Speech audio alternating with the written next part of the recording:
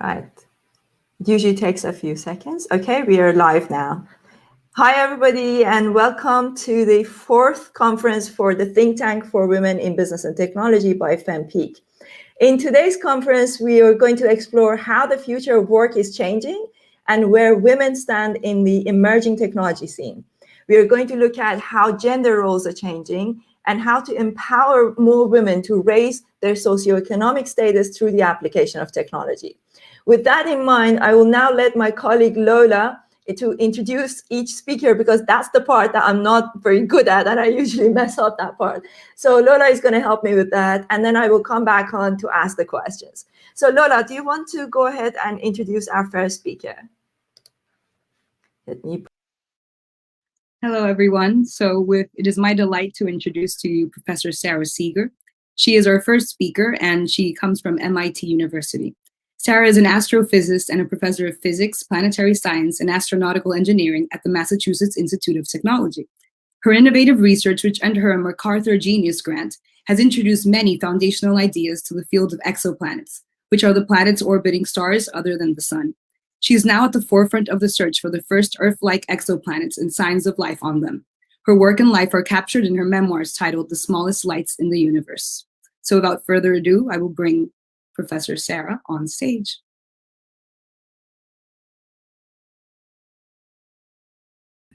Hello, good afternoon, everyone. Hi, Sarah. Let me ask you the question, because I want to give people a little bit of an explanation about how we met, because it's so exciting. So I discovered Sarah from Lex Friedman's podcast, which I'm a big fan of and I've mentioned many times. And I read her book, The Smallest Lights in the Universe, which was absolutely fascinating. And then I was interviewing Sarah for our podcast. And right in the middle of the conversation, we both realized, we just literally stopped the podcast recording, and we both realized that we really needed to work together on one of the most challenging areas for women in business and technology, for women who want to progress in their career. And that is having confidence and dealing maybe with things like imposter syndrome. The reason why I thought Sarah would be the best person to talk about this is that she's not like a motivational speaker. She's a professor of astrophysics, and she has dealt with these things, with these issues that she's going to talk about, firsthand, and she has gotten to where she's got. And I can't remember if Lola mentioned, but she's got an asteroid in her name. Yeah, I think she did mention that, but I can't get over this. It's just, I find it so fascinating. Okay, Sarah, so please, do you want to share your thoughts on this? Sure, I will. And thank you, Somi. Thanks, everyone, for being here.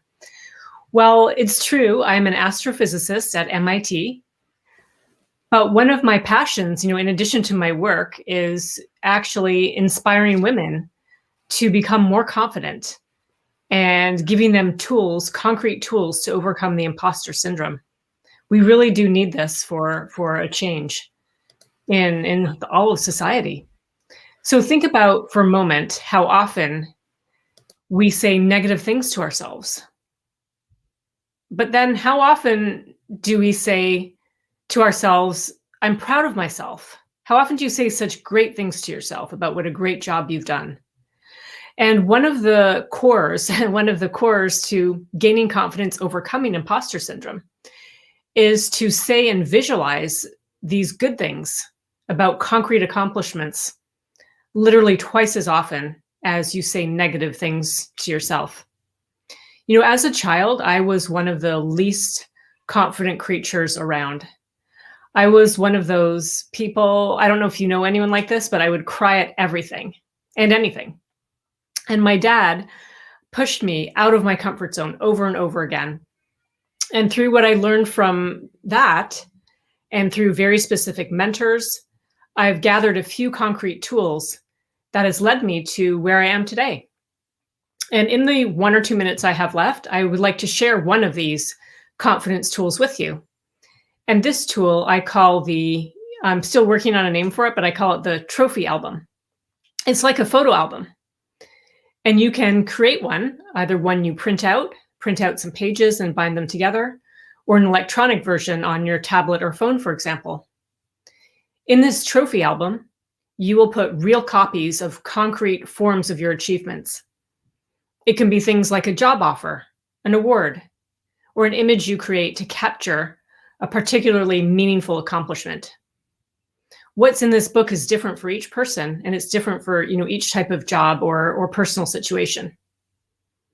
It is a lot of work to think through this, but once you have the book, the key, the actual key, is to look at the book each night for a few minutes right before you go to sleep. And as you're looking at each page of your achievements, is to own the pages with language that you're acknowledging, a good thing about yourself, something you're proud of doing. And eventually, these things will seep deep into your subconscious and be one of the cornerstones that can help you improve confidence and overcome imposter syndrome. And as Somi mentioned, we're working together to make this and other tools in a format that's usable for everyone so we can spread this goodness all around. I'm muted. Yeah, that's really amazing, Sarah. And I am very excited to say that Sarah has joined FemPeak. She's helping me develop a very concrete tool that we will add to the platform. It will probably be to 2022, but we may be able to make it sooner. And we're working in this concept of Sherpani, which is, I will explain a little bit more in the future, but essentially it's like your AI kind of tool that will help you to get to the peak of the mountain. So much exciting stuff happening. And I think there's really an opportunity to expand on this. So really excited. And Sarah, there are some questions. We are going to come back. So I'm going to introduce the other speakers, and then we will come back. I can see some really good questions that were asked for you. For example, somebody saying, how often do we commend ourselves? So we will come back to that. So next we have Professor Diana Walsh Pasulka, another amazing speaker that, again, I discovered through Lex Friedman's show. Basically, I listened to Lex's show and I stole all the women from his show because they were all amazing. And what I loved about Diana's work was that she's a philosopher, she's a professor of theology and religious studies, but also she's really in love with the same philosopher that I really like, Nietzsche. And today she's going to share some ideas with us on things that she learned from philosophy that can now help women with success skills. So we call it success skills for women in business and technology from philosophy. Sarah, so Lola, do you want to give a quick? So yes, a quick overview, as Somi said. So Diana Walsh Pasulka is a professor of religious studies at the University of North Carolina in Wilmington. Her work addresses the intersection of technological innovation with exceptional creativity. Her latest book, American Cosmic: UFOs, Religion, Technology, was a breakout success that crossed from an academic to a mainstream audience and became a bestseller in several genres. Her work is popular with people interested in how paradigms shift and how creativity works within the processes of positive innovation. So without further ado, please meet Diana. Okay, thank you so much, Lola, and thank you, Somi, for inviting me to the conference. It's really exciting already. I can see a lot of overlap with my work and Sarah's work, actually.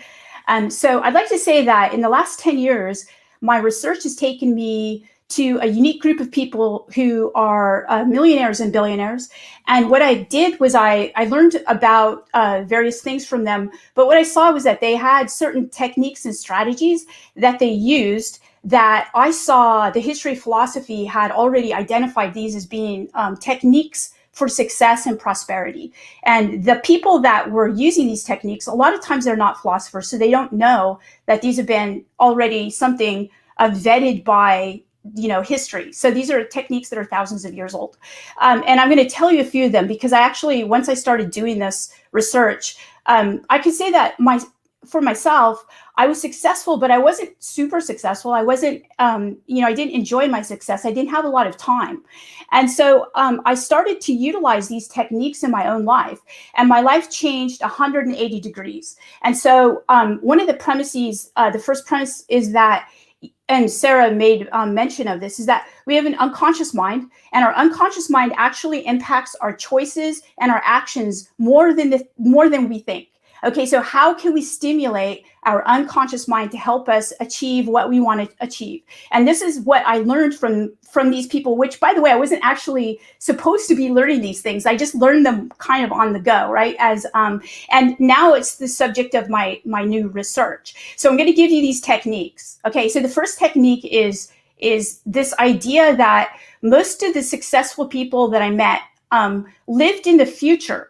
So believe it or not, even billionaires don't, they think their present circumstances aren't ideal, which is kind of strange because you think they've made it. They should be really happy. They're always looking to the future. So somehow the human psyche is created to look to the future. How do we make that work for us? Well, what we do is we look at our present surroundings and we think these might not be ideal, but we hold the vision in our head of where we want to be. Okay, and we don't get upset if our present circumstances are not ideal because we live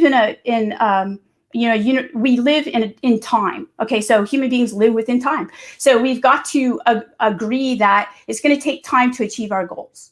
The next thing is that I noticed is that they surround themselves with people who believe in them.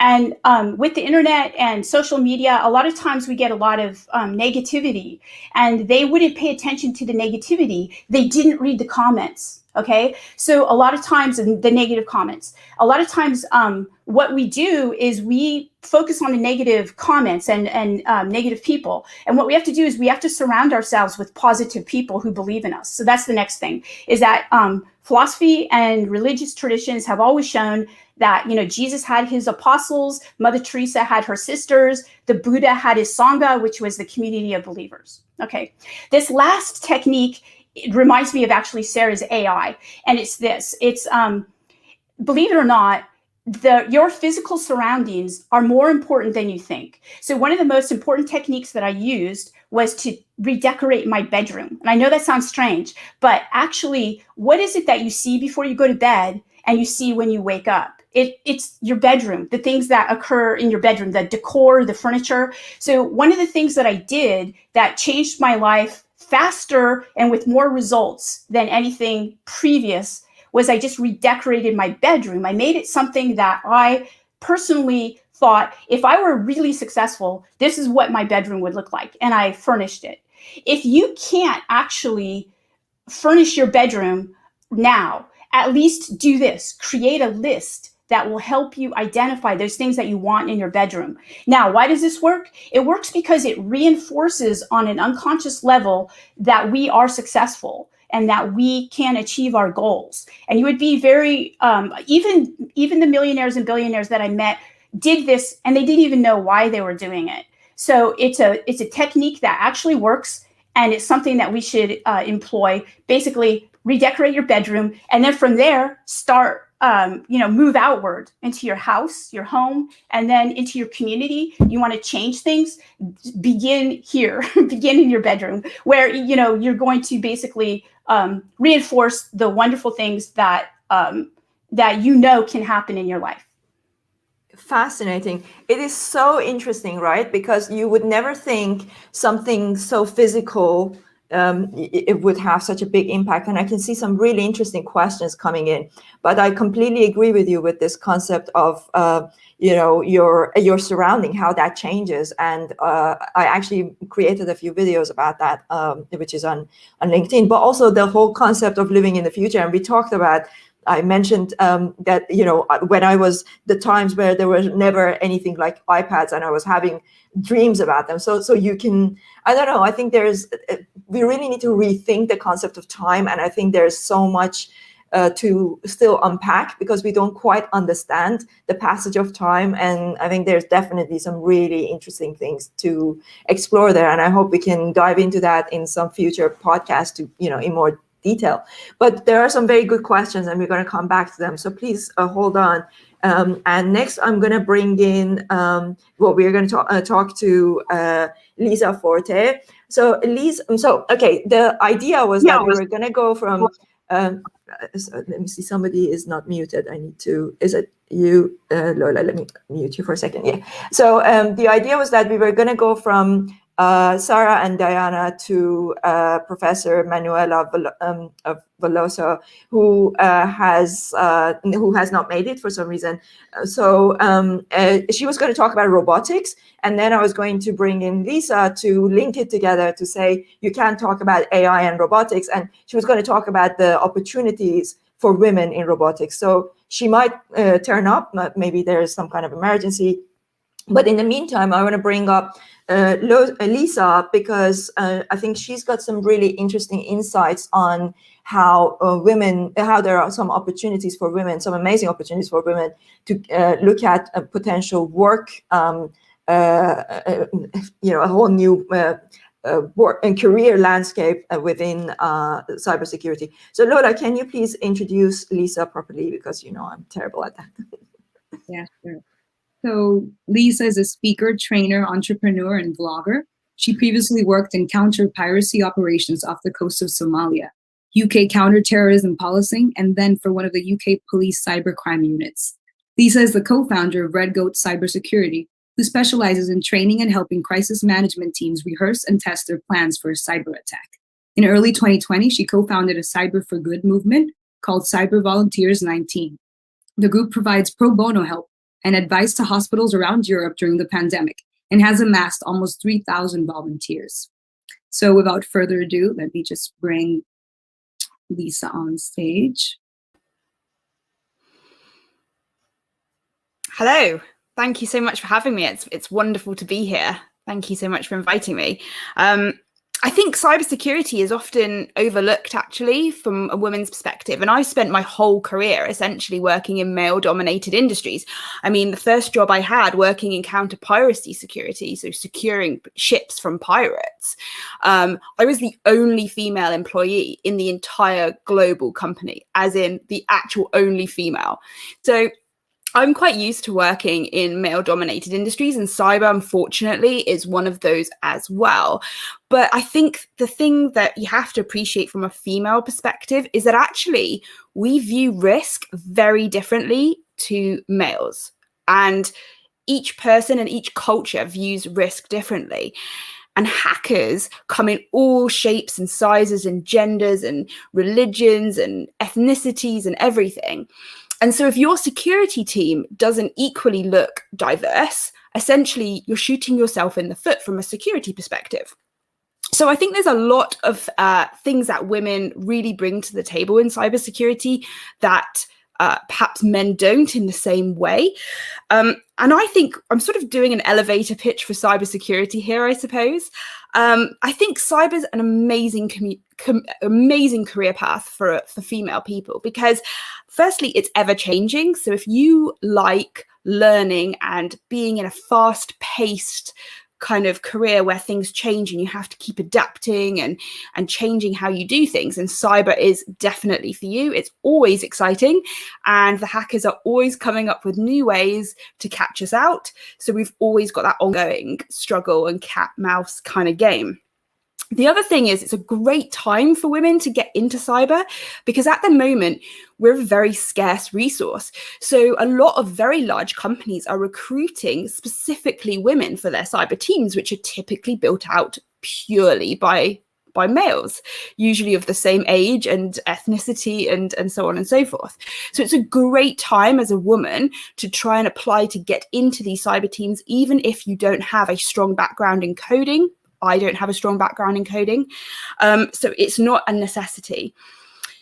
It's also going to provide you with probably more job security than any other market right now, because the adversary is growing in number and severity every single day.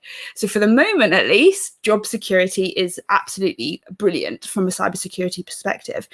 And there's so many diverse career paths, because there's so many different ways an attacker can come after a company. So you can be testing security, you can be defending, you can be analyzing malware, you can be working for the police like I did. So they provide you with a very, very broad range of things you can do depending on your skill set. And it's very much often thought that you have to be really good at coding, but actually it's more about being able to analyze risk than it is about anything else. So I really wanted to come and push cybersecurity because I think it is such a rewarding career.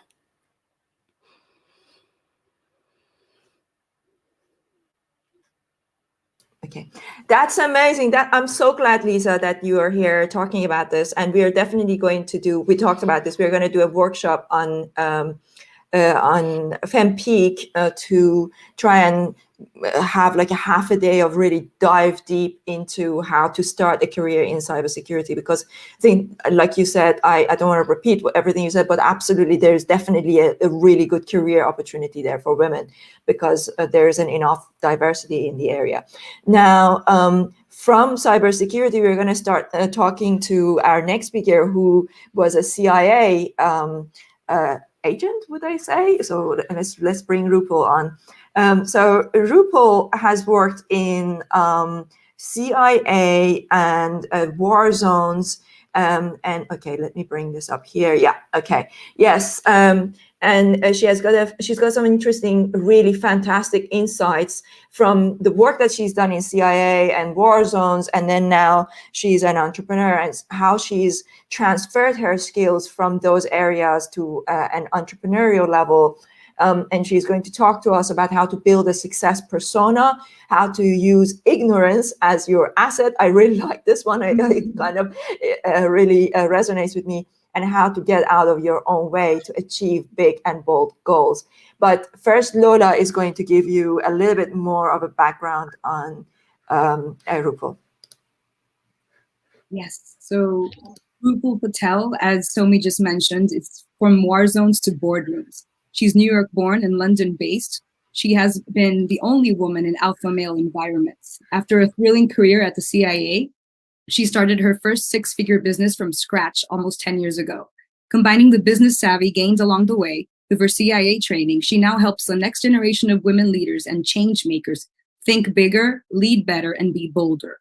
Rupaul has been called a power woman by Harper's Bazaar. She's an entrepreneur in residence at London Business School and is currently writing a business book like no other. So without further ado, let me bring forward Rupaul. Hi, and thank you for having me, Somi and Lola. It's great to be here.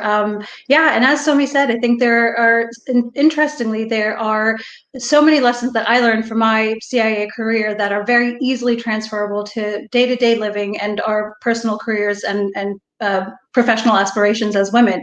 The first is this idea around personas. So, at all sort of intelligence agencies, those agents who go undercover have to develop a certain persona for the mission that they're going on.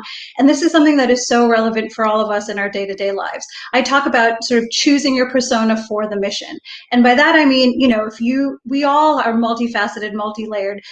Before you're going, home, you sort of put on your parenting persona. Before you go on a date, you put on your, sort of boyfriend, girlfriend persona. Before you go into a hard negotiation or into a business conference, you put on your success persona. And I think this idea of really tapping into the specific persona we need to be in for the mission in front of us is so, so key. We've talked a lot about this idea of trophy chests and trophy albums, and it's similar to this idea of your success persona. So before you're going into a big meeting or to a pitch or to a client meeting, whatever it is, tune into your previous successes. Tune into sort of when you're feeling your biggest badassest self, whether it was on a football pitch or the tennis court or whenever you feel like you're at its most powerful, and tap into that energy before you go into this meeting in a business context, because that success persona will come out in everything that you do in that environment. And then similarly, whatever other scenarios demand, choose the persona that's appropriate for that mission, and you'll find really tuning into that persona will help improve your performance in whatever arena you're in. The next one, this idea of using ignorance as an asset. Now, I refer to it as tactical ignorance or strategic ignorance. And basically this means, women, we overanalyze. Sometimes we think we need to be 100% perfect at everything before, or know 100% about everything before we'll proceed. And sort of the idea of using ignorance as an asset is really to know when to stop taking in more and more and more information, because more often than not, what happens is analysis paralysis, or, if we are going to a meeting or to an interview with somebody who we've put on a pedestal, the more we research about them, the more we learn about them, the more we sort of psych ourselves out and get nervous. And this creates a really sort of tense and nervous energy. But if we just limit ourselves. We know where our limits are. If we limit ourselves to just knowing enough information to be useful, to be powerful, to be impactful, but then leaving it at that, so we're not constantly bombarding ourselves with reasons that we'll fail or that we're not going to be as good as somebody else or all of these other things, is really just to be very careful about the inputs and the information that we let in, and using ignorance as an asset. And then finally, as far as getting out of our own way, one of the things that was so wonderful about working at the agency was this idea of we really believed in the art of the possible. And I think that is something, again, as women, we need to study so much harder.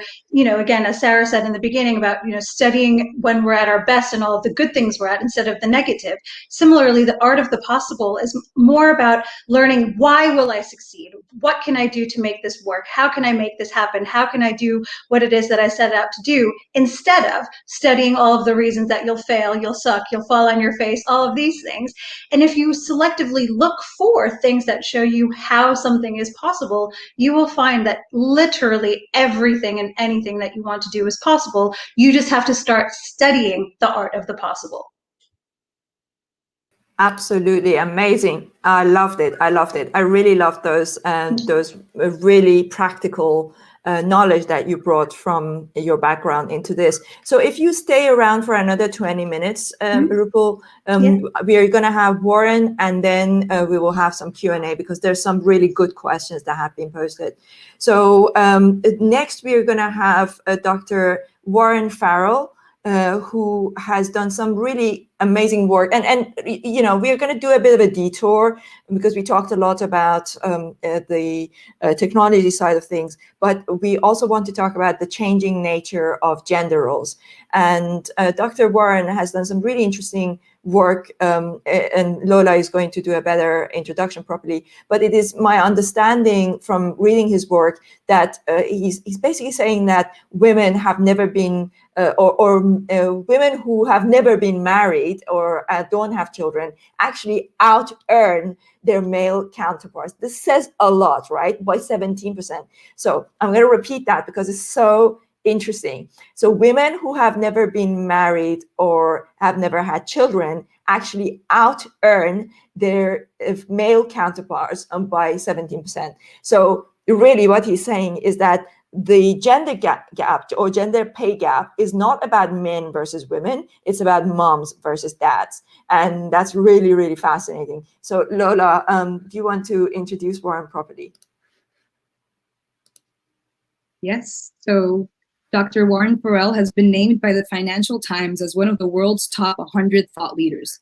His books include the New York Times bestseller, Why Men Are the Way They Are, and his most recent is The Boy Crisis, co-authored with John Gray. Dr. Farrell conducts couples communication workshops nationwide. He has appeared on over 1,000 TV shows and been interviewed by Oprah, Barbara Walters, Peter Jennings, Katie Couric, Larry King, and many others. He has frequently written for and has been featured in the New York Times and publications worldwide. So without further ado, I will bring Dr. Warren on stage. Piecing together such a wonderful panel and great insights from Diana and Sarah, and the comments of Rupaul and Lisa about risks of in non-traditional professions are really very relevant to my findings as well. It's one of the a little bit of my background. I was on the board of National Organization for Women in New York City when I started this thinking about gender politics. I used to lead the protests against pay discrimination. And I started thinking to myself, well, if men get paid $1 for each 76 cents at that time that women get paid for the same work, why would anyone hire a man for anything? Wouldn't they go out of business by hiring men and having to have products selling for more money than women? So I started investigating what was the real difference in creating the pay gap, and I learned a great deal. First, I started looking at the fact that there were about 25 different choices that men and women make in their work-life decisions. And almost all of those choices led to men earning more money and women having more balanced lives.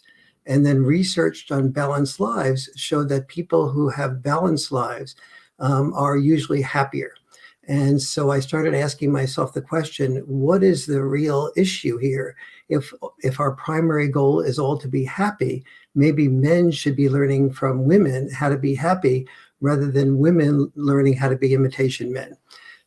But yet there are women who have personalities that want to achieve a lot, and that makes them happy. And so for those women who do want to achieve a lot and earn a lot of money as a primary sense of purpose, how do they go about doing that? And so I started looking at if this pay gap was largely not about discrimination, maybe it was about male bosses undervaluing women. And so I started looking at people who started their own companies, that is, women and men who ran their own businesses. But because I wanted to select for people who were really focused on their business, I looked at people with MBAs. And we looked at a study by the Rochester Institute of Technology that had surveyed business owners with MBAs. And they found that when women and men earn their own business, that is, therefore, they had no male bosses, the women earned only 49% of what the men earned. That is, women without male bosses earned less than women with male bosses. And so I started asking, what was that about? And the Rochester Institute of Technology sort of inquired, and they noticed that that for men, 79% of them listed as their primary goal in starting their own business was to earn more money. Whereas for women, earning more money was their fifth goal. And it was really not a primary goal at all. The things that were their primary goal was to have more flexible time, was usually when children were born and they wanted to have more flexible time, more time with their children. They wanted more autonomy. They wanted to be able to commute a shorter distance in order to be able to be closer to their family. They wanted to be doing something that was fulfilling. And they also, interestingly, wanted to do something that was safe. And so I started looking more into that. And I started looking at, well, what would it take for a woman to earn as much or more than a man? And I looked, and all the things that I discovered were really things about trade-offs. That is, men's trade-offs include earning more, working more hours per week. Women work more around the home. Men tend to work more outside of the home, in the home environment, and also more hours in the workplace. So the Bureau of Labor Statistics defines full-time as 35 hours a week. And so when we compared men and women, we find that men were more likely to work 45 to 50 hours a week, the women much closer to 35. But then as I looked at the difference between people who worked 45 hours a week versus 35 hours a week, we found that the pay gap between 45-hour per week workers versus 35 hours a week workers was a 100% pay gap. That is, you get paid a lot more, disproportionately more, for working those extra hours a week. Also, dirtier, dangerous jobs and outdoor jobs were far more likely to be taken by men. Garbage collectors are far more likely to be men. Construction workers that have one of the highest amounts of danger were far more men. Jobs that required relocation, traveling a great deal, being away from home, and jobs that were technical jobs with far less people contact, like engineering, and were far more likely to be men. And so those were just a few of the differences in some of the choices made by men and women. And so the big takeaway for me was a lot of what some of the other speakers have been saying so far. Take risks if you want to earn more. Get involved in professions that are male dominated because women are very desired and needed in professions like that. For example, female sales engineers earn 143% of what male sales engineers earn. But many women don't aspire when they're in third grade to be a sales engineer. So start thinking about things that we don't often get women to encourage women to think about.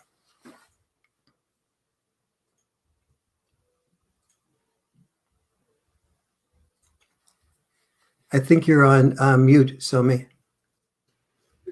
Okay, yeah, sorry about that. I was just saying how wonderful it was, and it was You don't want to have to really, unmute for that.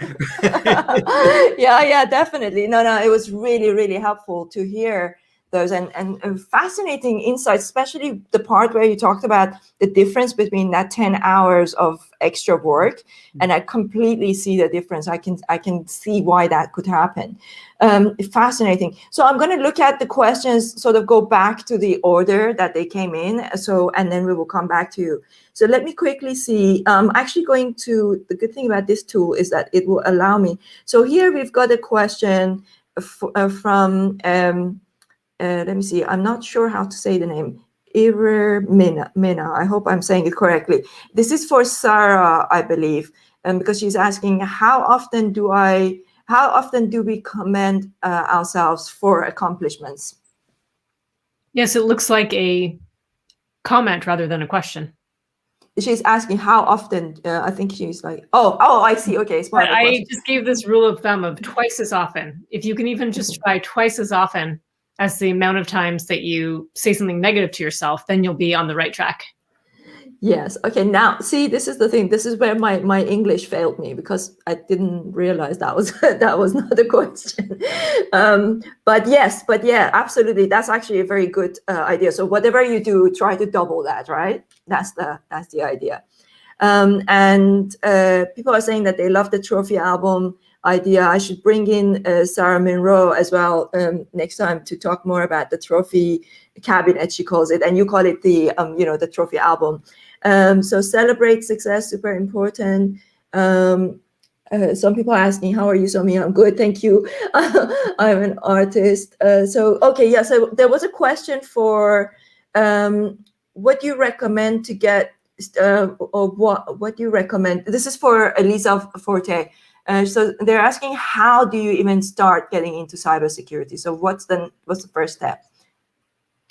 Sure. So I think the first step that you need to do is just go and read up about cybersecurity, listen to some cybersecurity podcasts. Things like the Darknet Diaries are a really good podcast.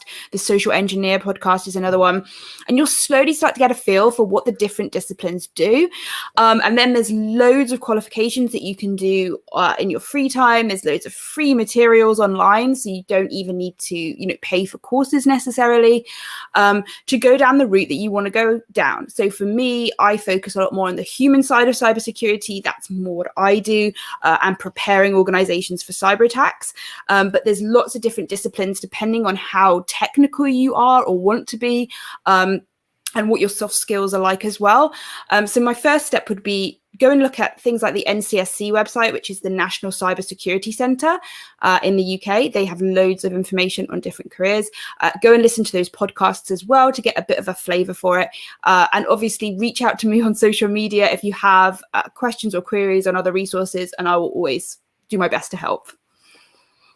Amazing. Thank you so much. That was really helpful, Lisa. So question again here we have from Adetola. She's asking, how do you find working in a male-dominated field? I guess, actually, let's bring in Diana for this, because, what would be really interesting is to hear from somebody who has worked on philosophy and theology, right? And historically, these have been very male-dominated areas. So how did you find working in that field?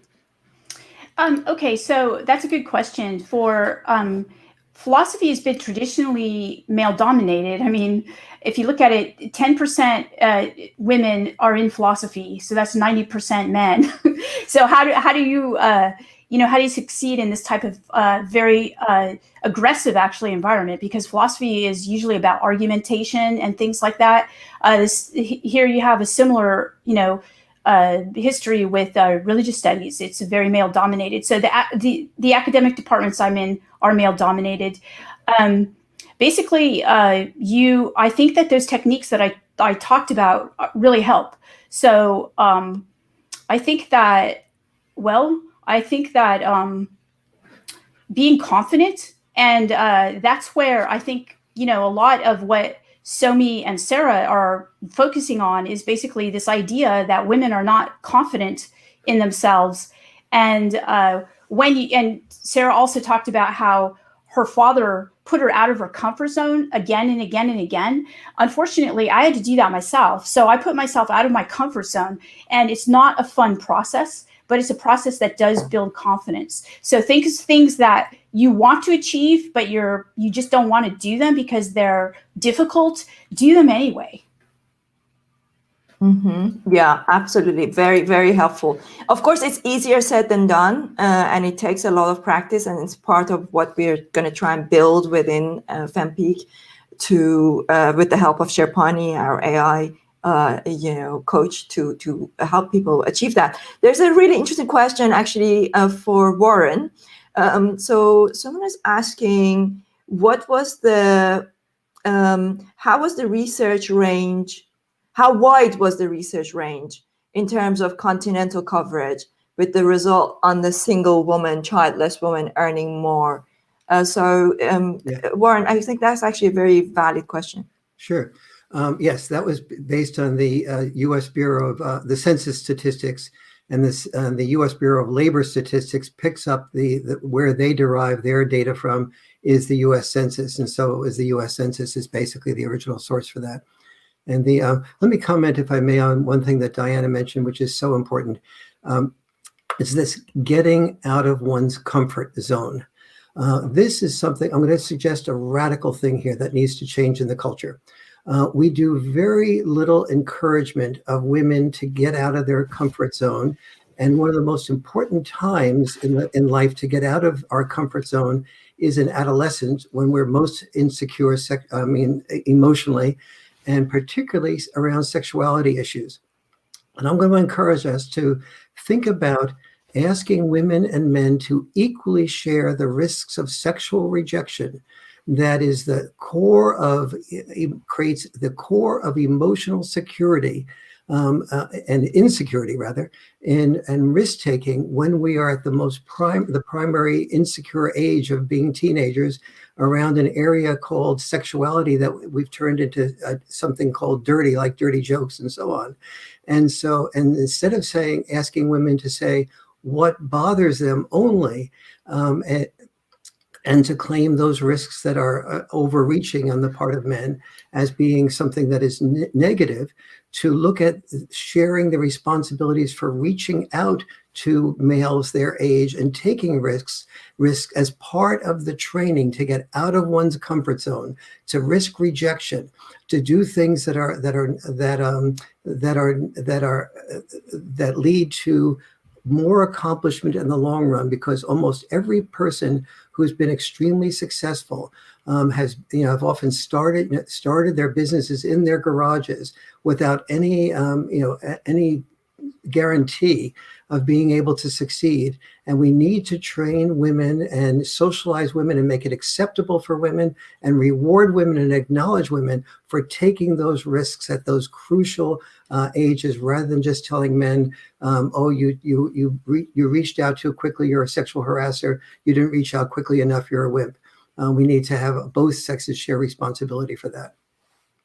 Thank you so much, Warren. I cannot tell you how much this resonates with me, and I have some fascinating stories that I would like to share, but not today. I'm going to reach out to you, and we will do a podcast interview, and I'm going to share some of the experiences that I had as a adolescent, in Tehran, which is where women are supposed to be really hush about any kind of the nature of the things that you discuss. But I was pretty courageous in that area, and I was I got backlash, but yeah, I cannot agree with you more, because that is really the age where you are testing your comfort zone to the limit. Yeah, absolutely. So we will definitely talk about this in a podcast properly. Be very happy.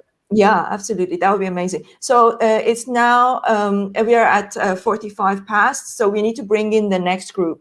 So our first group of speakers, you can now, thank you so much for being part of this.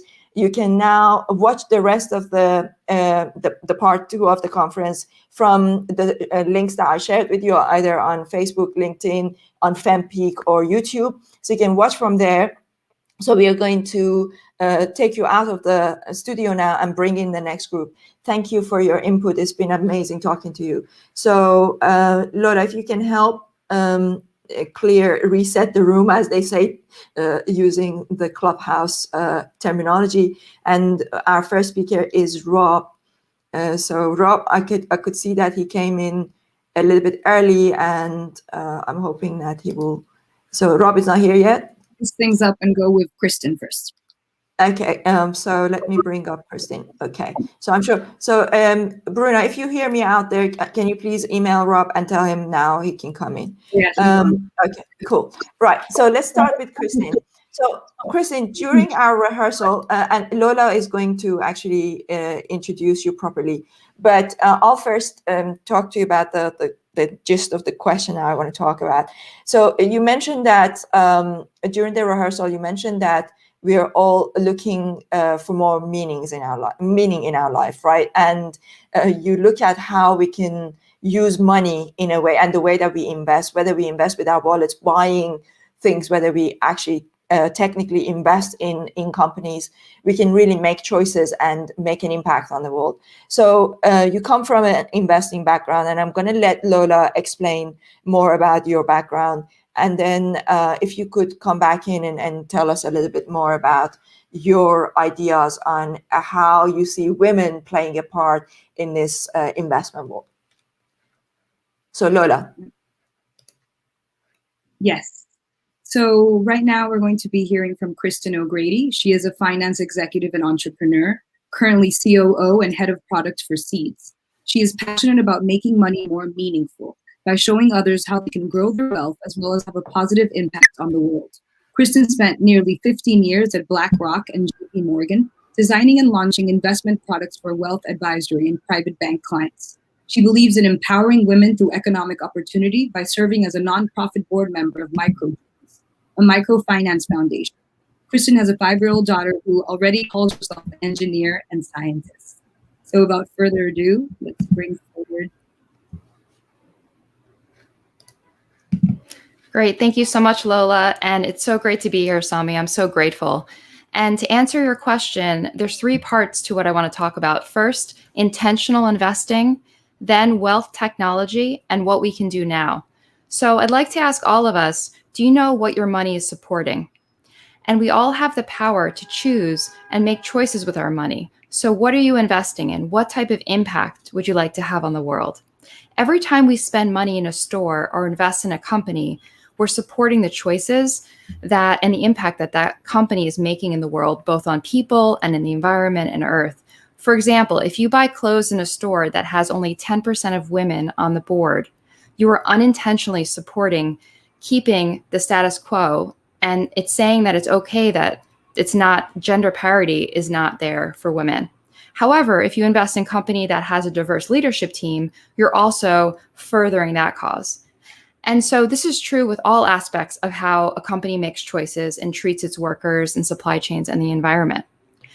And so what do we do to invest intentionally?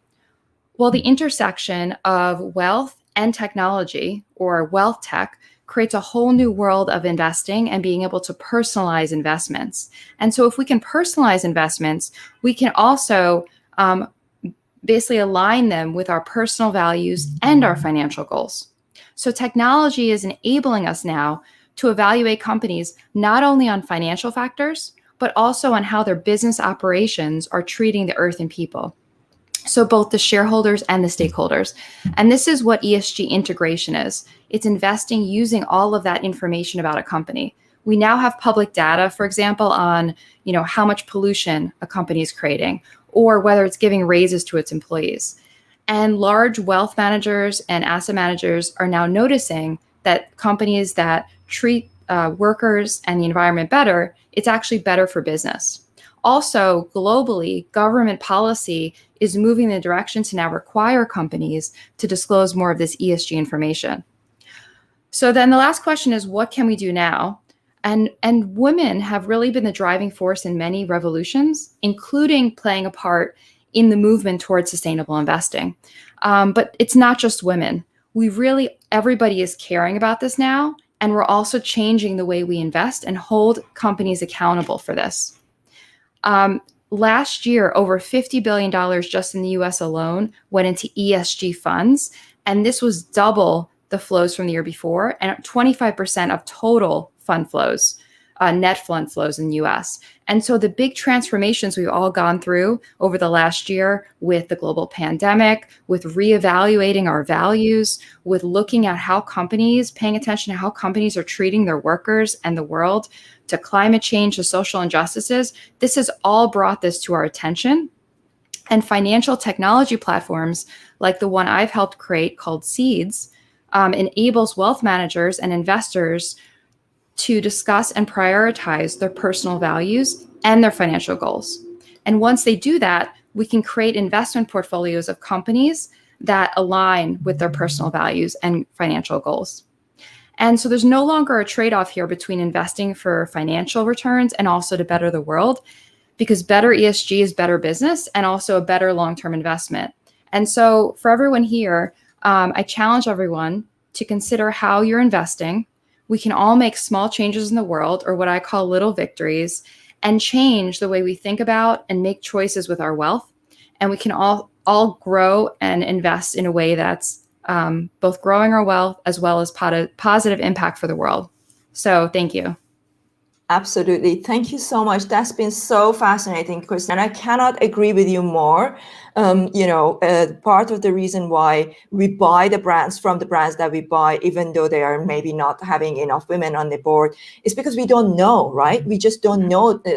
Not everybody's like, okay, tomorrow I'm going to go and shop from this, this brand. And let me first go and check how many women they've got on their board, right?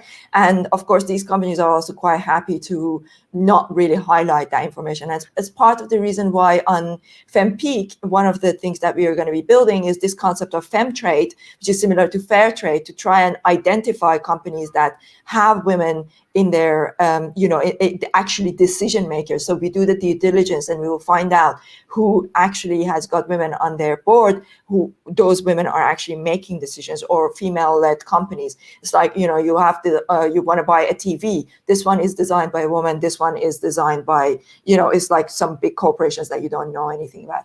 And that's so important to provide the transparency. And now we do have the data from the companies. And we have to push for it, right? Mm-hmm. And we have to push for it. We have all of us have to push for that information, to push to make our own choices, to push to really use our money to make decisions with what we care about, what's meaningful to us. So really credit to you and FemPeak for doing that and creating that marketplace.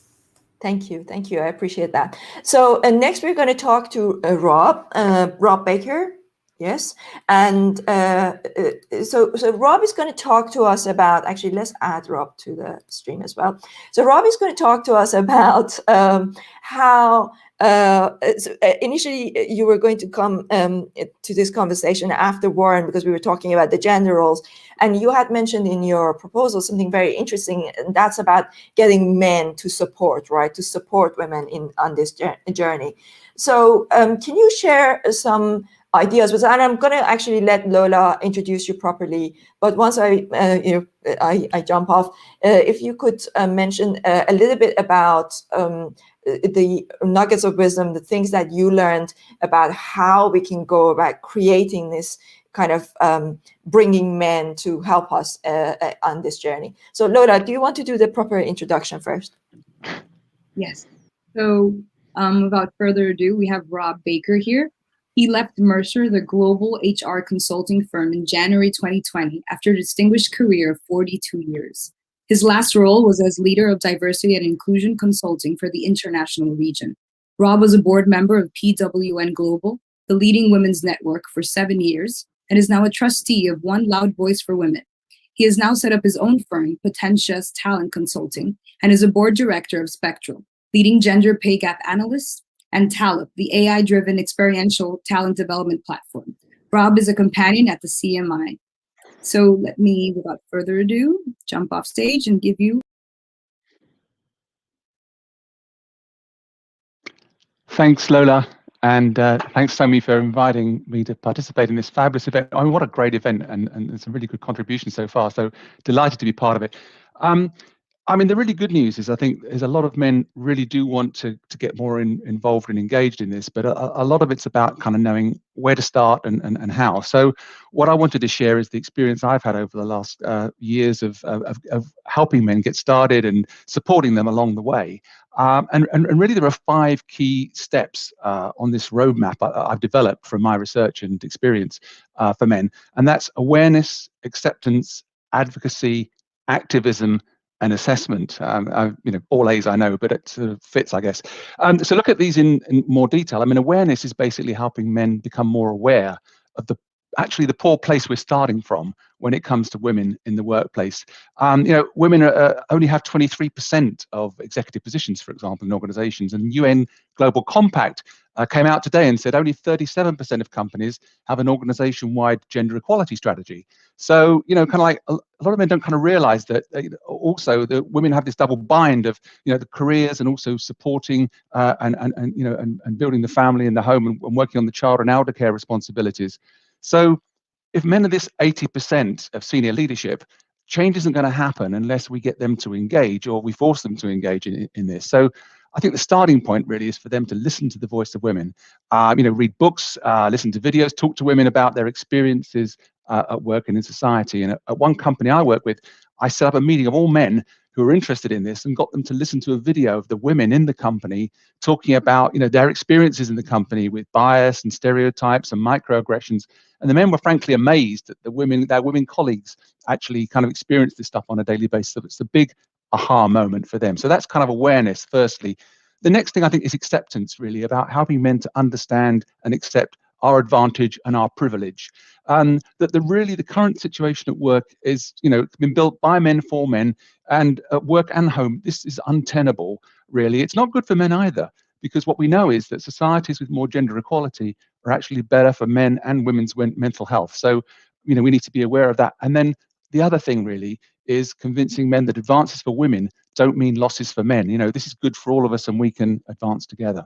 So that's kind of the second step of acceptance. And then the third step is to really get men determining how they can add their voice really to change and get us comfortable with being allies and stepping up in that. And, we can engage with men's groups like the Better Man movement, which is one that I've engaged with, or we can join a women's network like PWN that I was part of, or go to women's events, kind of take a risk and learn and share from those and share the male perspective if invited to do so, because I think that's kind of really helpful for the discussion. But advocacy isn't enough, really. We also need to get men being activists. And that's kind of really what I've been so engaged in, helping men determine what steps they can take to really move this situation and get their commitment to take steps. So that's about self-development. I think it's about learning how to be a better leader, bringing in our full range of emotional intelligence capabilities.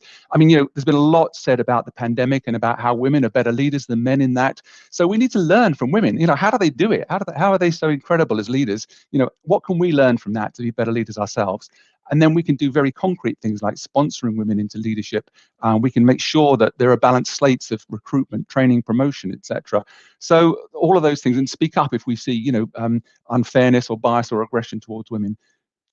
The last thing really is the assessment or feedback. Basically, it's helping men assess their actions and listening to the feedback on how that's landing, especially with the women. Like, they can make adjustments then as necessary.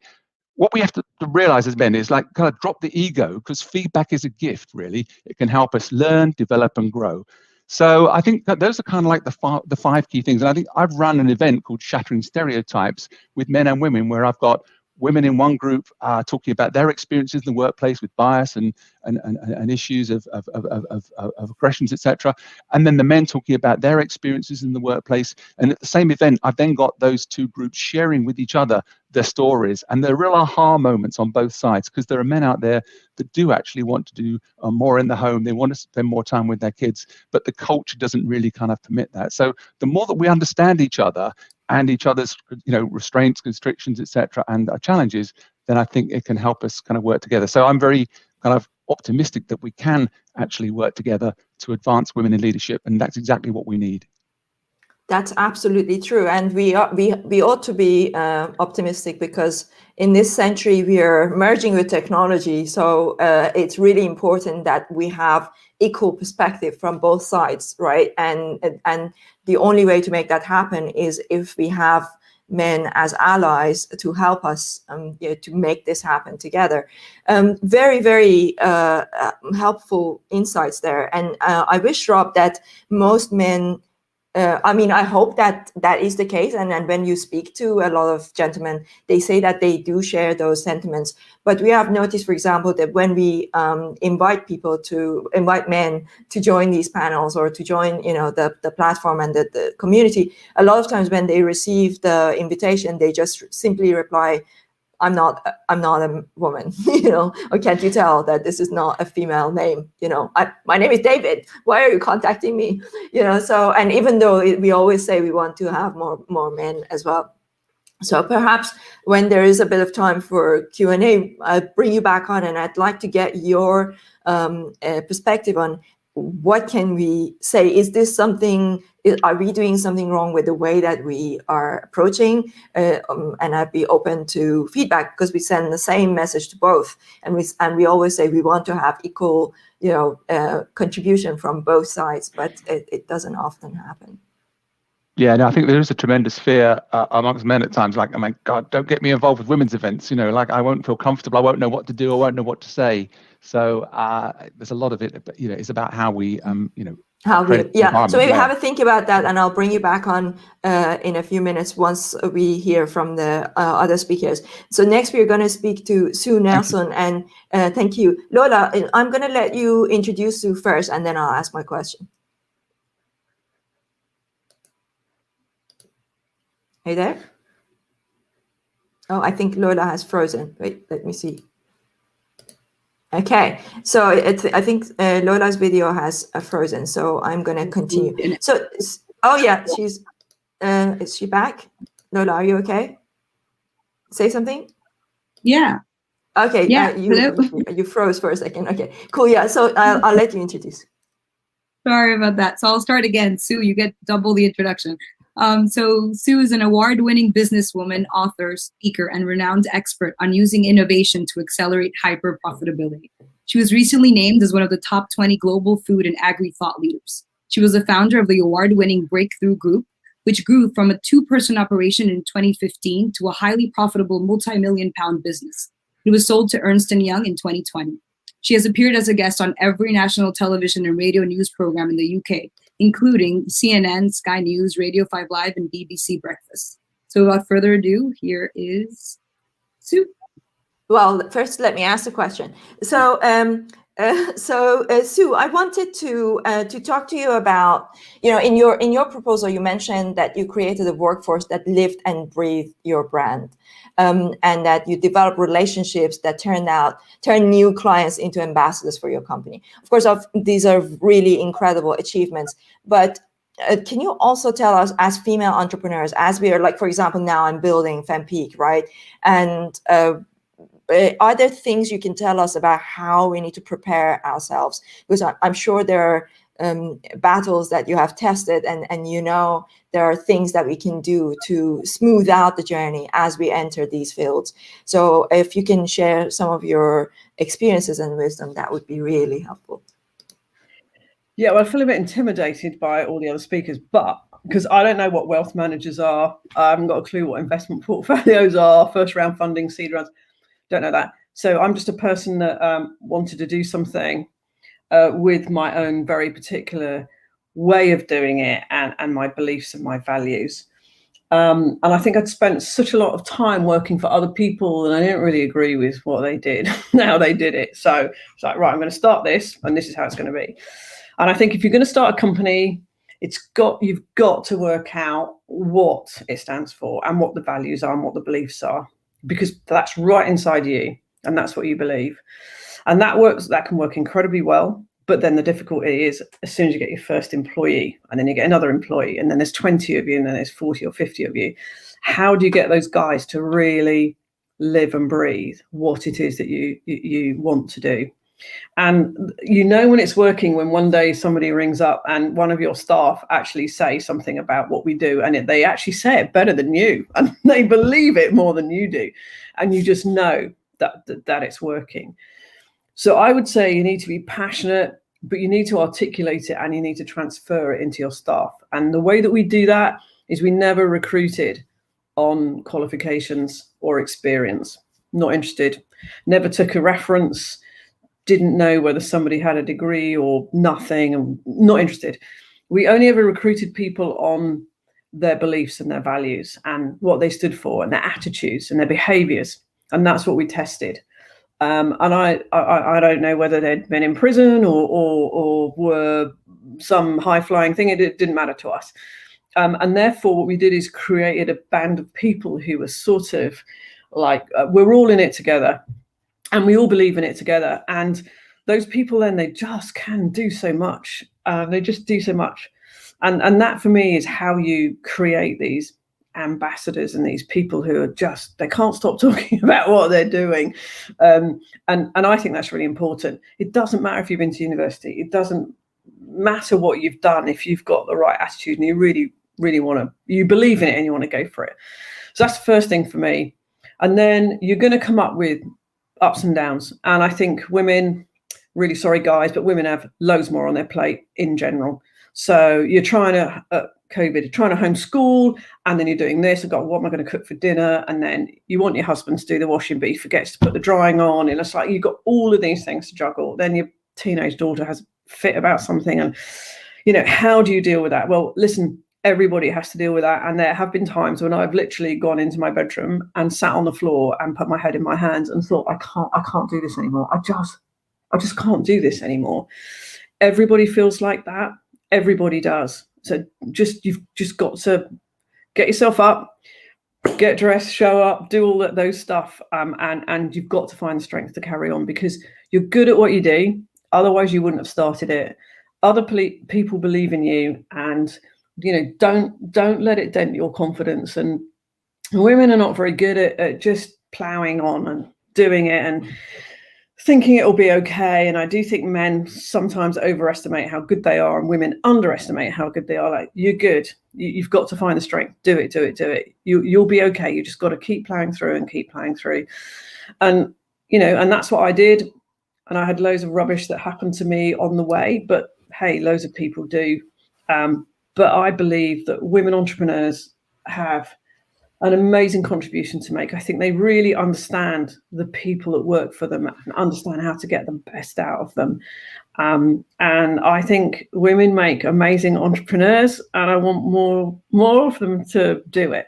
I don't know what else to say, Somi, sorry. But that was so fascinating. I cannot tell you how much I can't tell you how much it resonated with me. You know, everything you said about the way that, you know, the people in your team talked about you. You know, there are times where I hear Lola, even Bruna, who has worked with us far less than Lola, and Patricia, you know, that I can hear sometimes them talking about what we are doing. And I sometimes feel like they captured it even better because, you know, like right in the middle of everything that's going on, I'm trying to. That means you've cracked it. That means you've cracked it because. Yeah, I think so. You know, that's like, and they tell me like we're here, like they work till really late hours. They don't count their time, you know. And even like in my other business, Smart Cookie Media, where it's a marketing agency, and we work with a brand like, for example, Steinway pianos. It's to a point that my colleague Elizabeth, her involvement is to a point that her mother comes up with ideas for our content. She's like, I know, how amazing. Like, how it's amazing. It just means how much probably they talk about at home. And it's like that goes to show that her life is so intertwined with what we are doing that, you know, her mom says, oh, I saw this idea and I thought this would be great for a Steinway. And I thought, that's so sweet. How lovely is that, right? It really means that you've cracked it. And I think, you know, we have a hugely profitable company, and that's because the people in it, because once you get past 3 or 4 people, you can't control it anymore. You know, you can't do everything, and you get 10 people, and you are going to die. You're going to burn out if you can't, you know, devolve that to other people. And what you should be measuring is, I don't care how educated they are. I really don't care. Yeah, me too. I agree. What you need to measure is, you can't measure somebody being great on the phone with a client. You can't teach that. We can teach them how to do our business and what it means, very intensively, but recruit the right behaviors, and you will be okay. Because actually we don't look at whether somebody's male, female, black, white, yellow. I just don't care. It's not something we see. So we're not really interested in any type of equality, because actually all we do very genuinely is we're way above that. We look at that person's amazing. I don't know whether they're 12, 50. I really don't care. They're just an amazing person, and that's great. Well, we're having that person. And as it happens, we've got an incredibly diverse workforce, but because we just look at the right people. Yeah, absolutely. Amazing lesson for everybody out there. Really loved it. And we should definitely do a podcast interview, because I feel like I can talk to you forever. This is so fascinating. I really love it. I love it. Stuff when it comes from the heart, it's like you're not going by the book. You're just going by your passion. I just love that. Tell me, there's no book. I know. I agree. Couldn't agree more. So, next, actually, speaking of fulfillment and happiness, we're going to talk to Christina McHugh. I'm hoping that I've said your name correctly, Christina, because during the rehearsal, I forgot to ask you. But from my memory, I think you had a Scottish accent. So please correct me if I'm wrong. But Christina, I'm going to let Lola introduce you in a second. But what I really love about your work, as somebody who's super passionate about everything to do with wearable technologies, as you know, I have invested in Neuroco Bioelectronics.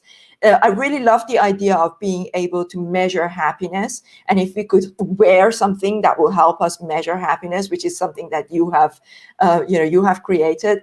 So I think there's a really fascinating story there, and I'd really like to know how that could have an impact on women. So I will let Lola first do a proper introduction, and then let you speak. Thank you. Yeah.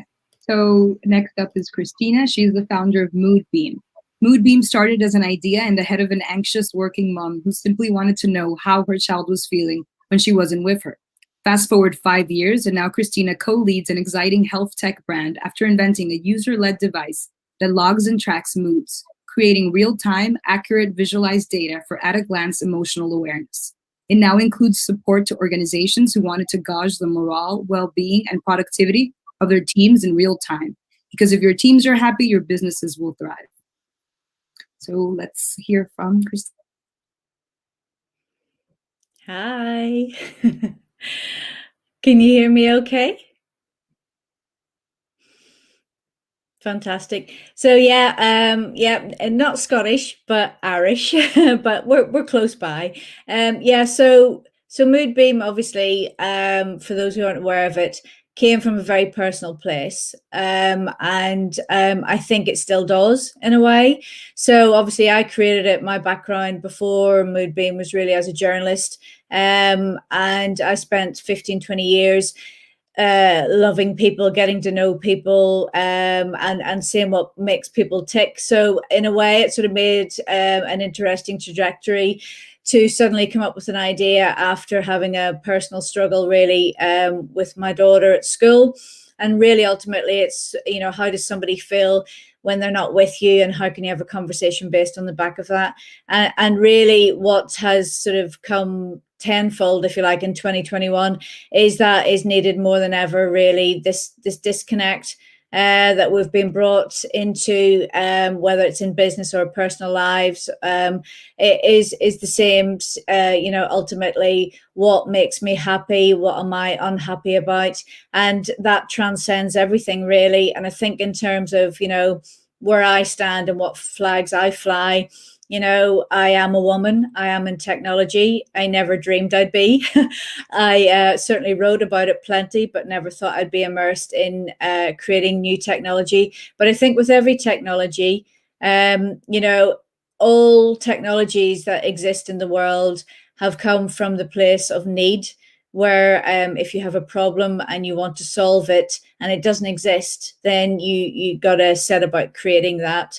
And I think what resonates with me from hearing everybody speak so far, and I get goosebumps, really, is the fact that the authenticity comes through in everybody that you've, and I'm delighted to have the privilege to sit alongside, but everybody who's spoken tonight comes from a very good place, where the need is personal, but the possibilities are endless. And I think, what we have created is something that is fundamentally a way of empowerment. I think it needs to begin at the breakfast table, and I think it needs to end in the boardroom. And I think, the best thing I can do is start that conversation. I have 2 young daughters, and start that conversation early doors, which is really why Moodbeam was created, to sort of bring that empowerment and understanding of what makes you feel good or bad, and do something about it, and that call to action. And perhaps we've been rather apologetic as females up until now, when in fact we should have been celebrating the ability to sort of, work alongside and work for and work under very, very powerful people. And I think gender is irrelevant. It's merit and it's passion and it's purpose and it's the why.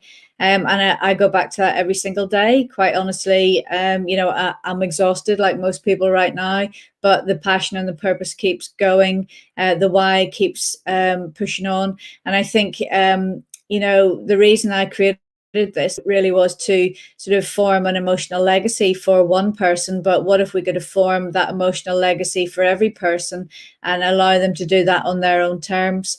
And I think that's where I'm coming from. Delighted from the minute that I spoke to Somi, really to have this empathy that sort of resonates with everything that she says. I learn from her. I learn from everybody that I speak to on a daily basis, and I think that's the bit that will never die, is the need for knowledge and understanding. Absolutely. Thank you so much. That's so fascinating. And I'm really looking forward to trying Moodbeam. And I will report back to everybody, because I think I really want to test it for myself, because I love measuring. I measure everything, my sleep, my movement, but to be able to measure your happiness, and know when maybe you're pushing yourself to the limit, but it's always good to push yourself to the limit, but not beyond the limit, right? And if we had a device that would just help us, because I think when you work so many hours, when you work as hard as I work crazy hours, and when you work the way I do, I sometimes feel like you maybe forget. You forget how far you're pushing yourself. And I think it's so relevant in this day and age with the pandemic, with the way to understand how it's affecting our families, our the people around us, and also in the workplace. So I can really see a huge possibility for devices like this to help us increase empathy, to understand how the other person is feeling, right? So I just love that idea. Thank you. And I think it's the instantaneous nature, like at the end of the day, this is one version of it, but it really is fundamentally 2 buttons, happy, not happy, and having that instantaneous access to that is perhaps the key. Is that self-awareness, rather than being asked. Absolutely. So next up, we've got Professor Ilaria, Dr. Ilaria Cinelli. And we're going to talk about, so we've talked a lot about everything on Earth. One thing we haven't really talked about much yet is the beyond our planet, right? So beyond our planet, and this is where so basically we are now at a position. We talk about merging with technology, all of those things, but we are now in a position where we need to look beyond our planet because of the quite frankly, the Earth is overpopulated, right? But we don't really have enough women going to space. And when we look at the space programs, we don't there's only a fraction of women on those programs. So once again, the data gap. So in another to put it in another way is that even when we go to Mars, the data gap is going to be there, and it's probably going to be even more, right? So Lola, do you want to go ahead and introduce Ilaria properly? Yes, of course. So Ilaria Cinelli is a senior engineer with records of biomedical engineering and space exploration accomplishments. She has a bachelor's and master's degree in biomedical engineering from the University of Pisa and a PhD in neural engineering from the National University of Ireland, Galway. Ilaria is a fellow of the Aerospace Medical Association, president of the Aerospace Human Factors Association, and a member at large of the Aerospace Medical Council. She is a mentor and role model for the Space for Women Network of the United Nations Office for Outer Space Affairs. Yeah. Hi, everyone. Thank you so much for having me. I have to say it's a privilege, and I had really good fun, to be honest with you, because the talk is so diverse. So I will share with you my story. As a girl in space, it's kind of like challenging because it's a male-dominated work. And what I love to do is getting into the implementation part of space.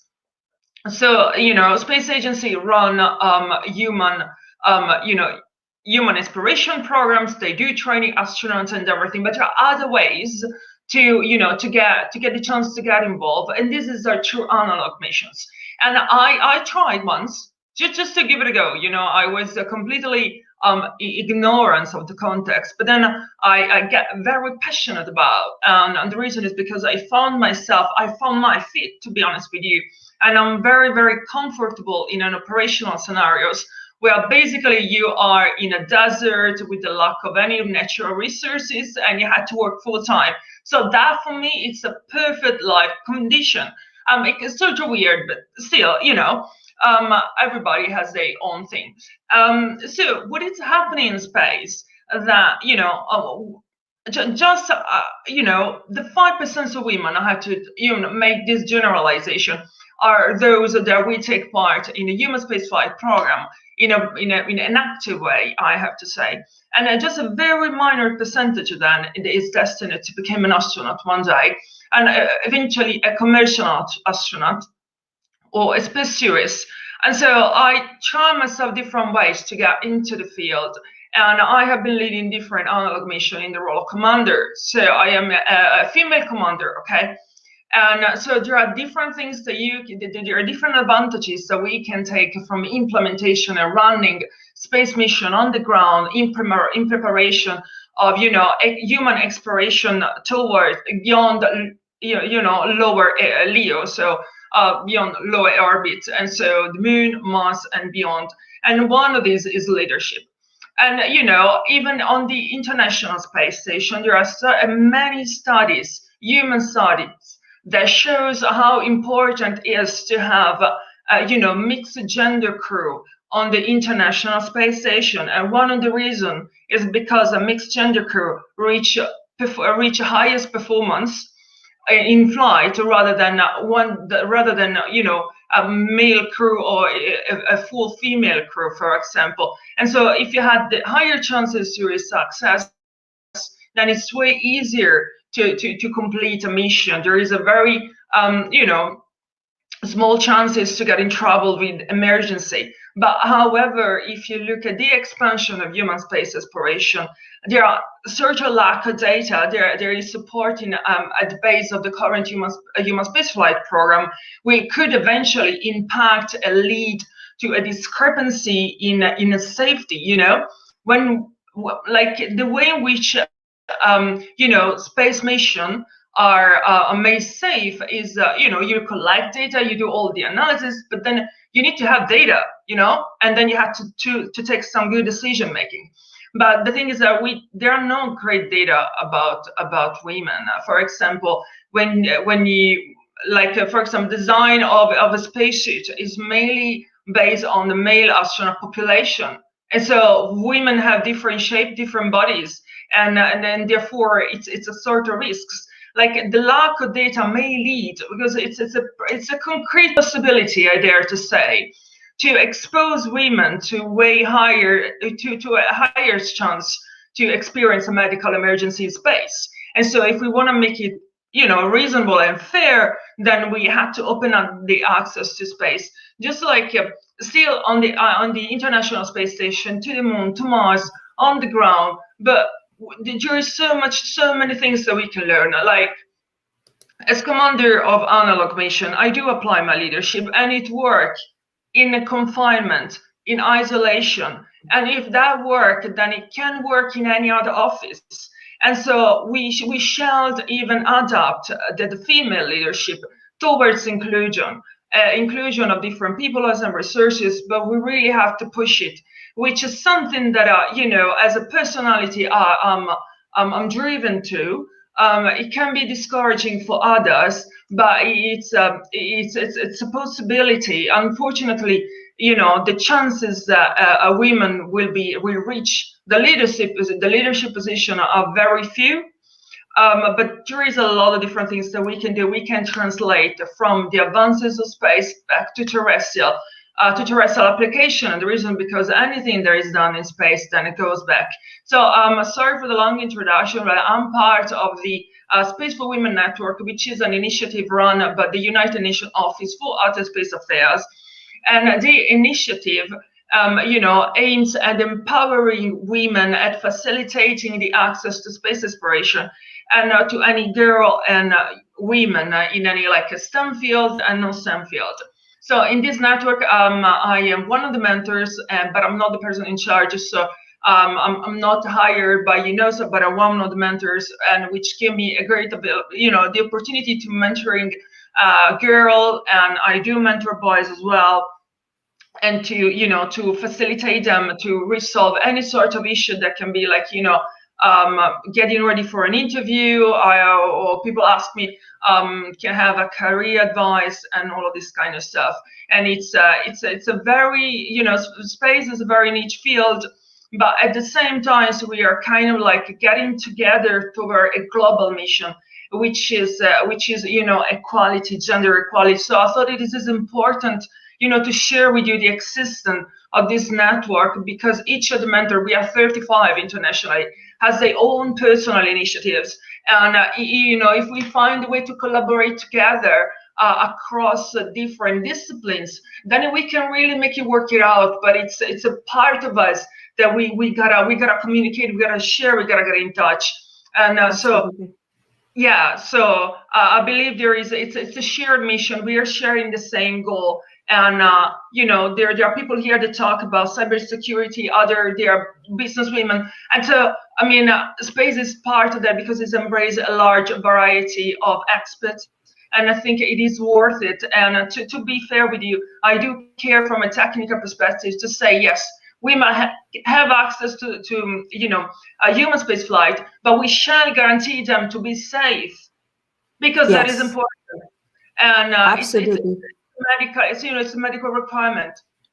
And so I am a great one, of space, and thank you for the time that you Thank you so much, Ilaria. We will definitely do a follow-up podcast to properly break down some of the things that you brought up, because it's so important. And I think that we definitely need to look at, like I said, the world is overpopulated. We need to look at going to space, and it's really important to have women in that space.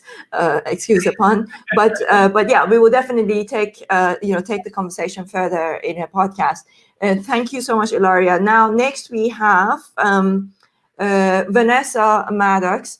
So we talked a lot tonight about the different opportunities for women in various technical fields, and that these fields actually need women, right? That, whether it's in space, whether it's in cybersecurity. And what I like about Vanessa's work is she talks about how there are some opportunities that women are missing because they are maybe not necessary. Sorry, let me just mute you for a second because I was getting an echo. Yes, so that there is. So she talks about how there are unconventional methods to securing employment, and she has battle tested all of these methods, and she's going to share some of those with us. So please, Vanessa. Oh no, let me get Lola to introduce you properly first. Yes, sure. So Vanessa began her career in IT as a staff assistant and trainer for the U.S. House of Representatives. She went on to work for Fortune 100 and 500 organizations, federal government agencies, and the U.S. Congress. She co-founded the Girlfriend Group, a global business and social community. That effort led to the founding of her first startup, VR Maddox Consulting, in 2010. In 2017, Vanessa was elected as the first Black woman in the history of Leesburg, Virginia, to sit on the town council. She's currently writing her first book and memoir entitled The Politics of Nice: How a Catholic Schoolgirl Navigated the Halls of Power. Without further ado.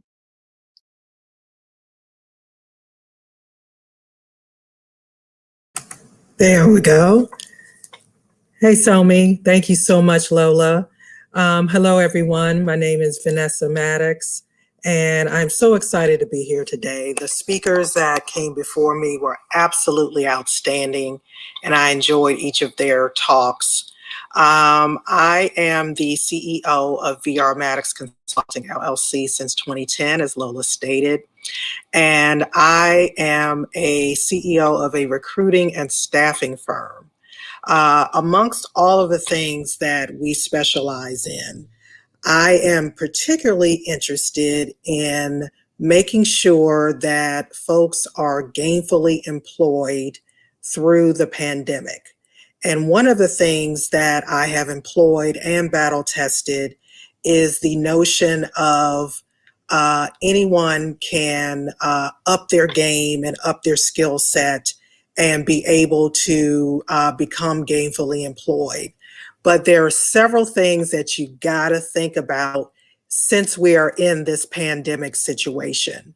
So if you have been employed for quite a number of years, let's say 10 to 15 years, and you have found yourself unceremoniously turned out into the job market after a long time, you haven't even created a resume in 15 years. So you are totally unplugged from the job market and what it takes to get back into the job market.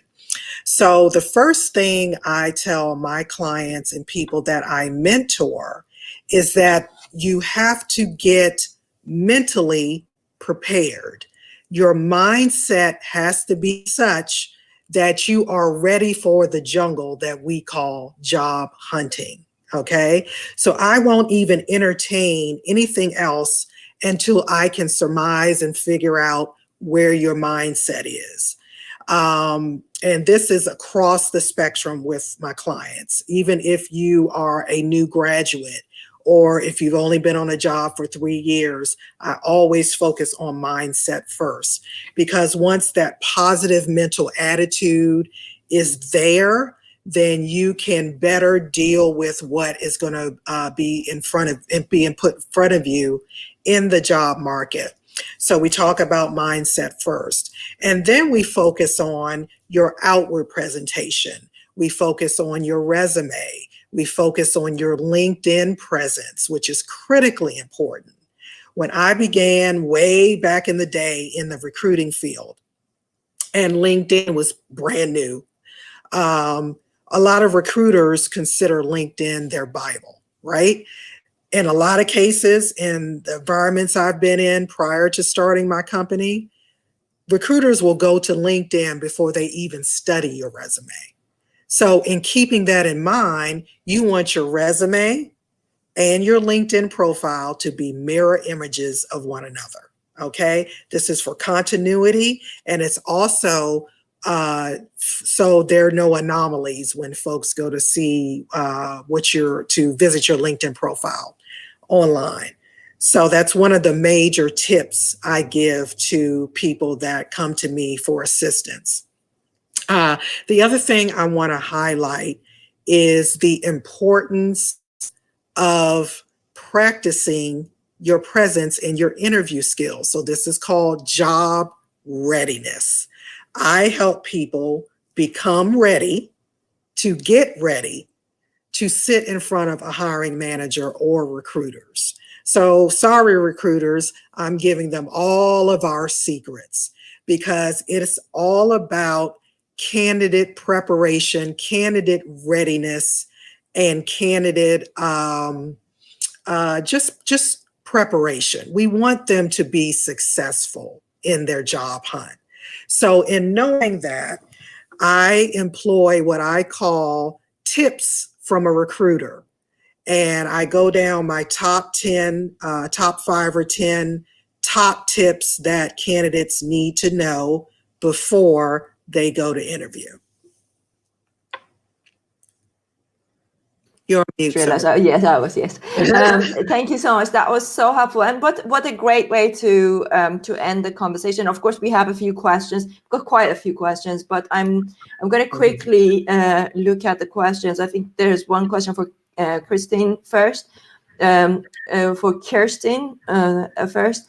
But what a great way. Thank you so much. That was really helpful, Vanessa, because I'm sure those tips will help a lot of people. Kirsten, so Ahmed Musa, he's saying that the ESG investment awareness is increasing in the US. How about other countries? Do governments have to impose regulations to push this forward, in your opinion?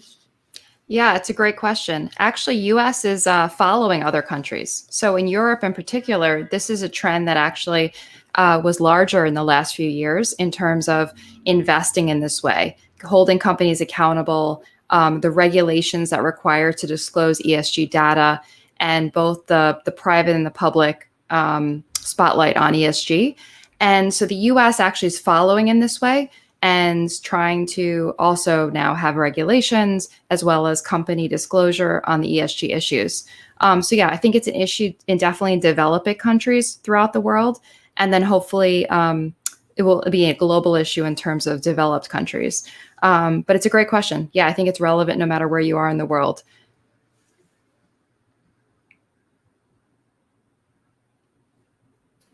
Yeah. Okay, got it. Yes. Thank you so much, Kirsten. So that was really helpful. And we've got another question that I'm not sure who the question is for. So I'll say it. Is there any data on salary negotiation success for men versus women, please? I'm not sure who the question is for, so I'll leave it open to any of our speakers who would like to come in, and you can raise your hand. I can see you. So I'm guessing either it would be Rob, maybe, or Vanessa. Maybe let's bring Vanessa to this because there's another question for Rob. Oh, okay, Rob, you're here. So let's go ahead. Yeah, let's hear from you. Oh, you're muted. Wait. Sorry, Rob, you're muted. I can't unmute you. I'm unmuted now, yeah? Okay, yes. Yeah. Good. Right, okay. Yeah, sorry, I was thinking about the other question that I saw in the chat there for me. Could you repeat the question that you were going to? Do you want to ask the question that you noticed, and then I will ask this question? It's just like a politician. I answer the question I want to answer, right? Yeah. Go ahead. There was a question here about why men would want to change the status quo, and that was very relevant to kind of like if they're currently benefiting from the advantage that they've got, why would they want to change it? And I think there's two things really here. One is firstly, men are not a homogeneous group. What we're seeing is especially younger generations coming into the workplace wanting things to change and wanting things to be different in terms of the work that they're doing, work-life balance, kind of, and working with a more diverse environment where women have more opportunities, especially, and they want that for their partners, etc. So that's kind of one thing. I think the other thing is what we're realizing is the world, especially, kind of post-COVID and all the rest, is not the same. It's going to change. We're going to need different skills, different skill sets going forward. And I think here, especially, men can learn a lot, as I mentioned earlier, about how women have been leading through this crisis, and they can learn to become better leaders. So I think for men, there's a huge amount that, in terms of advancing their own careers. Because if you look at big companies like, SAP, for example, they want to employ leaders now that really get this whole diversity and inclusion piece and know how to work with, talent across all the generations from all the different, perspectives. So, I think there's a huge reason why men will want to change. And so I'm hoping that's kind of part of going to help convince them that they need to start thinking about this.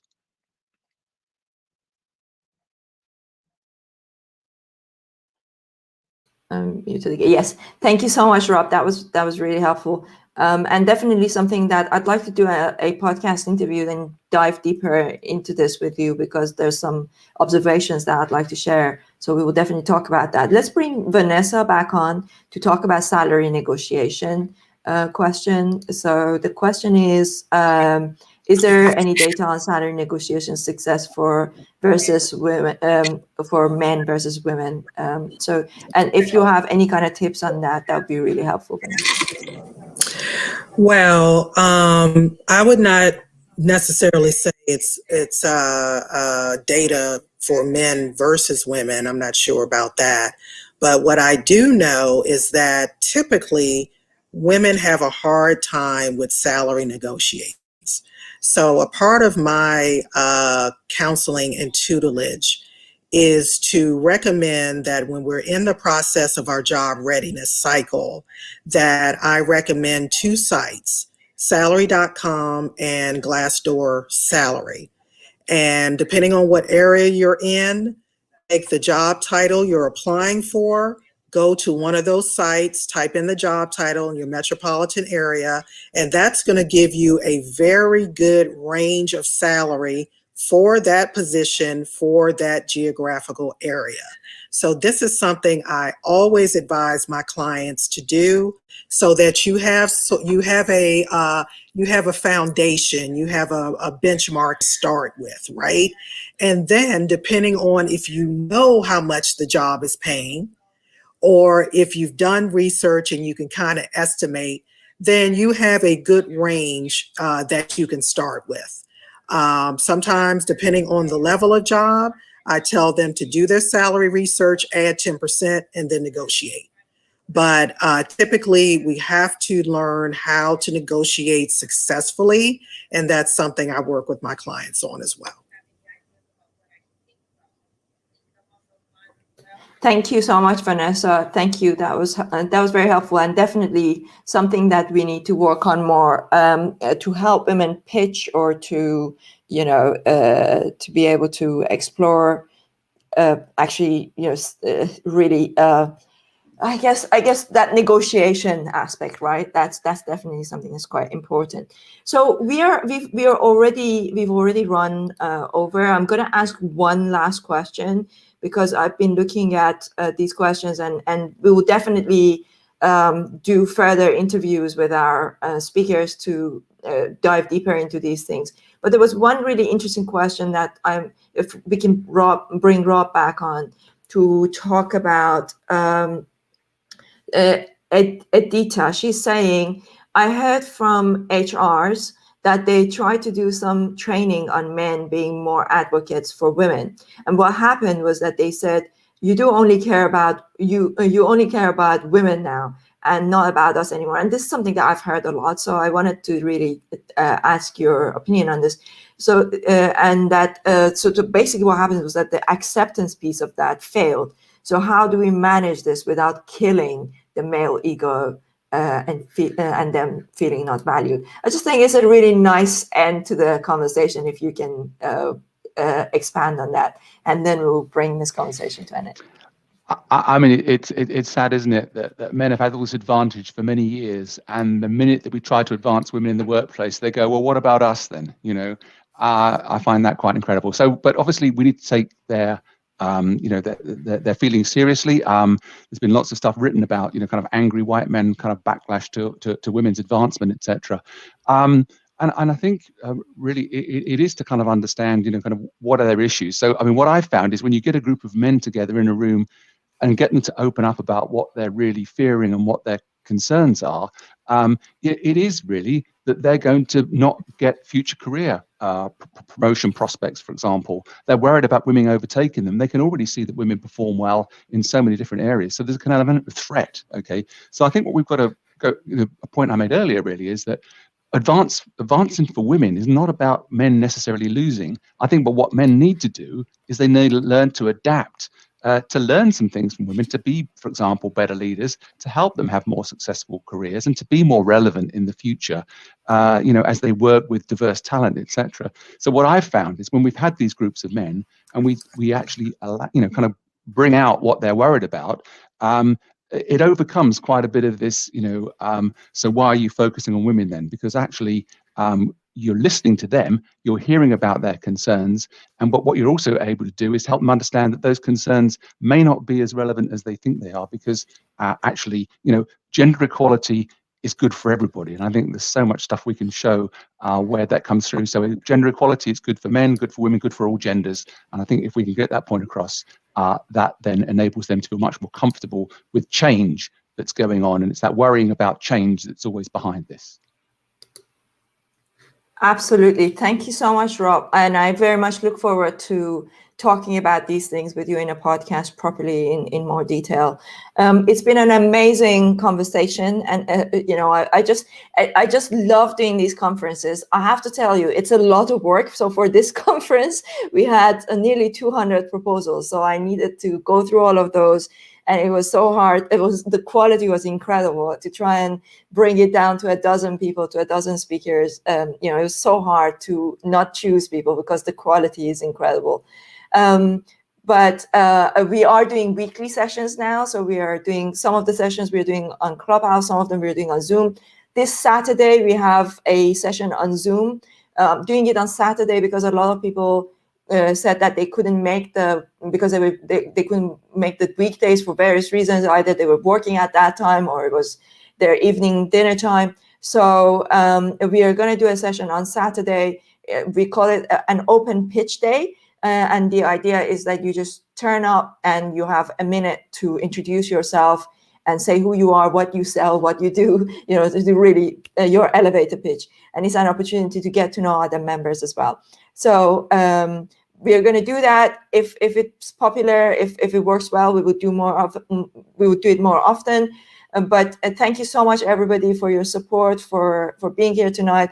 You've been with us for the past 2 hours. It means a lot, and I very much look forward to continuing to work with you and to interact with you via the FemPeak platform. Thank you, and have a great rest of the day, evening, wherever you are. Thank you, guys.